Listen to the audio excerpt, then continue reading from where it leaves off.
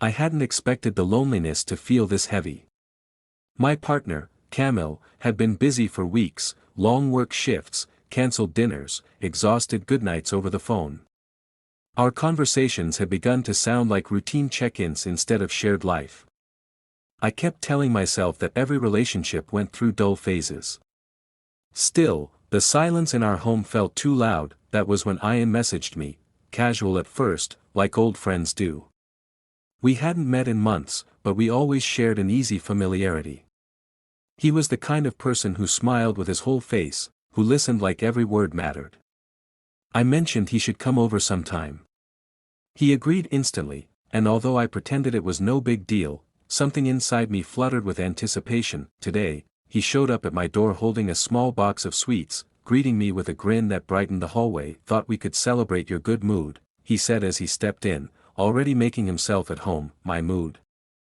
I asked, laughing nervously. "You sounded excited on the phone," he replied, eyes studying me a moment longer than necessary. His presence filled the room with warmth. I suddenly realized how much I craved that warmth. That we sat on the sofa, close enough that our knees almost brushed. I blamed the limited space, but Ian didn't seem bothered. His cologne, fresh citrus and something darker, musky, kept pulling my attention. We talked about work, family, everything insignificant yet somehow intimate. It felt effortless, unlike the strained conversations I'd been having with Camille. At one point, Ian shifted closer, his shoulder barely touching mine. The contact was accidental in the way that doesn't feel accidental at all. My pulse raced, and I swallowed hard, pretending not to notice. But he noticed. His slight smile gave him away. "You look different today," he said quietly. "Lighter, like you're finally breathing." I hesitated. Maybe I forgot how to breathe for a while. He didn't ask more, but his hand rested on the couch cushion between us, so close mine tingled at the possibility. The room felt smaller, the air thicker. Something dangerous flickered between us, a question unspoken, an invitation unearned. That we ordered food to distract ourselves. We laughed at inside jokes we hadn't made yet. We argued over the best movie to watch while forgetting to press play. Hours slipped by.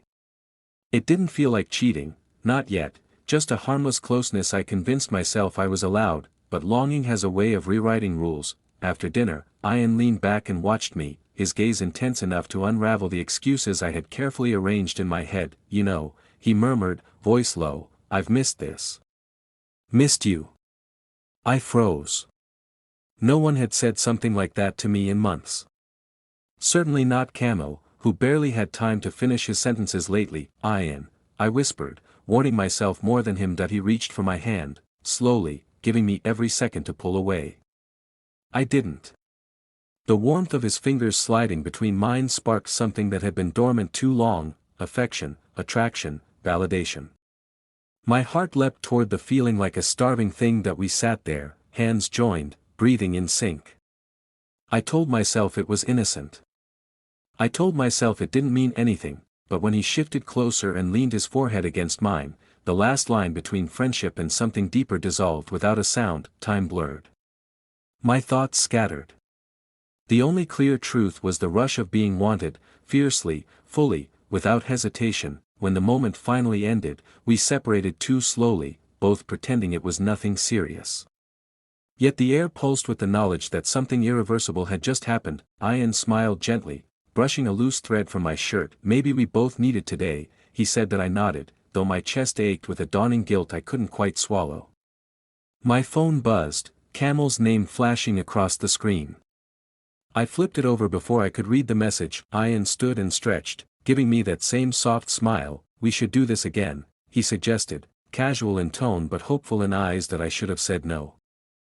I should have explained how wrong this already was. Instead, I looked away, afraid he would see the answer already forming on my lips. By the time he left, the house felt different. My heart felt different. That I lay back on the sofa, closing my eyes as exhaustion pulled me under. My body hummed with delight and dread. I wanted to run from the truth, that today I had crossed into a territory I didn't know how to return from. The morning after Daniel left, I stood by the window with a cup of coffee that had long since gone cold. My reflection in the glass looked like a stranger, eyes restless, expression caught somewhere between guilt and quiet exhilaration. The memory of his lips still lingered, vivid and unshakable, like a bruise beneath the skin that no one else could see. That I told myself to forget, to lock the memory away and carry on as though nothing had happened. Yet as the hours unfolded, I found myself reaching for my phone, scrolling through our messages, replaying his words in my head. "We can't undo this." He had been right.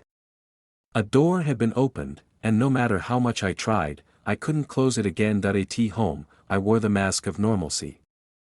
I spoke with my partner as though everything was fine, asked about their day, smiled when expected. But each gesture felt rehearsed, hollow. The guilt was sharp, cutting into me at unexpected moments, when I laughed too easily, when I turned away too quickly, when I caught myself thinking of Daniel in places where I should have been present. The days that followed were heavy with silence. I avoided Daniel at first, convincing myself that distance would restore order. But silence has a way of deepening what it tries to hide. By the third day, a message arrived from him. Simple words, "Are you okay?" I stared at the screen, my chest tightening. After a pause that stretched too long, I replied, "I don't know." That night, we spoke on the phone. His voice, low and steady, carried more comfort than I wanted to admit. We didn't talk about logistics, about what this meant or what we should do next. Instead, we confessed how often we had thought of the kiss, how impossible it had become to pretend it was nothing. His honesty both relieved and terrified me. "Do you regret it?" he asked quietly. I hesitated. The honest answer was tangled. Yes, because of what it meant for my relationship; no, because of what it meant for my heart. "I regret what it does," I said at last, "but not what it was." Silence followed, but it wasn't empty. It was the kind of silence that holds truth. In the weeks that followed, we saw each other again. Sometimes it was unplanned, sometimes deliberate. We didn't speak of love, not openly, but it hung in the air between us, unspoken yet undeniable. Each time, I promised myself it would be the last. Each time, I broke that promise. At home, the weight of betrayal grew heavier.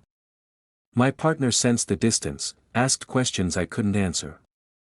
I offered excuses, stress, work, fatigue, but the truth remained locked inside me.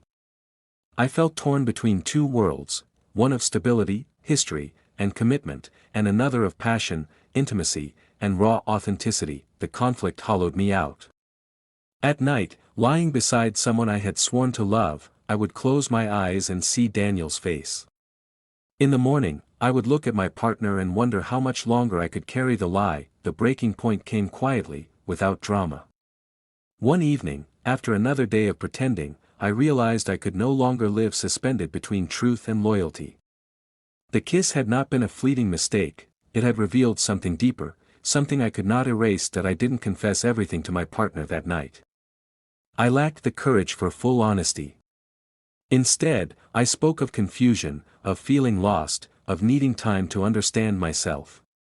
Their face showed hurt, but also fatigue, as if they had sensed this moment was inevitable. Later, alone again, I sat in the dark with my phone in my hand, staring at Daniel's name on the screen. I typed and erased several messages before settling on just 3 words, "I need you." The reply came quickly, "I'm here." I leaned back, closing my eyes. Relief washed through me, but so did fear. I knew the path ahead would not be simple.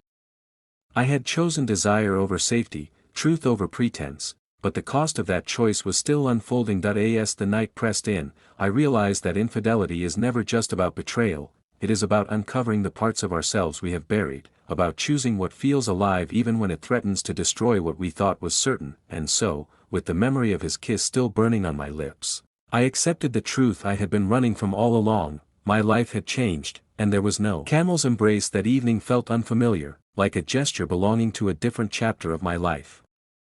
His arms wrapped around me with love and relief, while mine hesitated, conflicted. He smelled of coffee and cold night air, grounding scents that once comforted me. Now they only reminded me of how far I'd drifted. "You cleaned," he noticed, scanning the spotless living room. I nodded, pretending that nerves hadn't driven my frantic scrubbing. I wanted things to feel welcoming. He smiled, grateful. He didn't see the fear behind my effort that we sat together, but the space between us felt larger than the day he left. Camel talked about his week, clients, deadlines, exhaustion. I tried to listen, truly, but every word was overshadowed by the message from Ian sitting unread on my phone in the other room. At one point, Camel paused and studied me, his expression softening. You're quiet. Are you okay?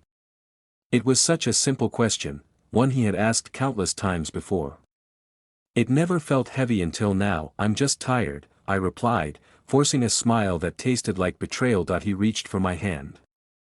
I flinched, just slightly, but he noticed.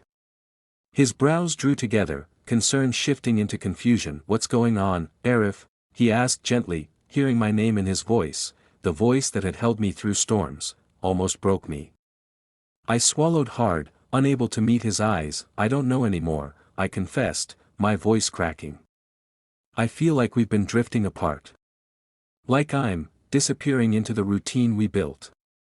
Camel's grip tightened, desperation leaking into his tone. Then let's fix it.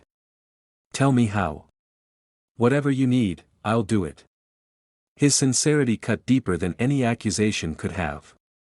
Because the truth was unbearable, it wasn't something he did wrong. It was something I did, something he didn't even know existed yet. Before I could gather the courage to speak, my phone vibrated loudly from the dining table.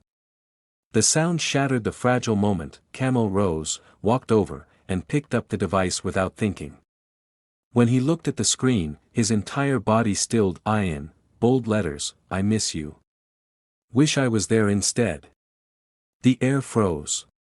Camel's hand trembled as he turned toward me, devastation already forming in his eyes. Who is he? He asked, voice just above a whisper. My mouth opened, but no explanation could soften what that single message revealed. It's not what you think. The words were weak, dishonest. Camel's expression collapsed into disbelief and hurt.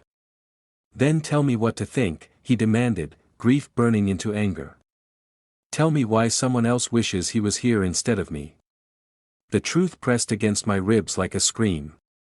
I stood up, shaking, unable to hide anymore. I made a mistake, I said, every syllable coated in shame. I was lonely and stupid and craving something. I should have waited for us to rebuild. His breathing turned uneven, raw emotion pouring out unchecked. How far did it go? He asked, a question he clearly dreaded the answer to. I lowered my gaze. Far enough. Silence engulfed us. Not peaceful, suffocating. Camel stepped back, as if distance could protect him from the heartbreak I had caused.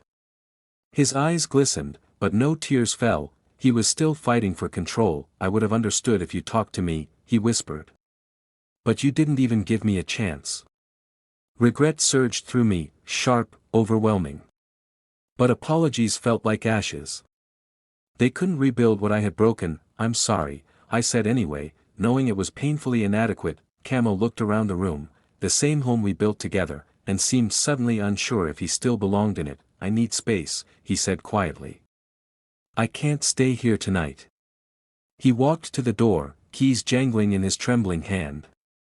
Before leaving, he turned once more, eyes full of devastation. I would never forget. I loved you enough to come back, he whispered. I wish that had been enough. Then he was gone, and the silence returned, heavier, colder, permanent. The house around me stood unchanged, but I was different, reshaped by a choice I couldn't undo. A single message had unraveled everything. The love I once depended on was now replaced with uncertainty. My phone buzzed again. Ian, are you okay?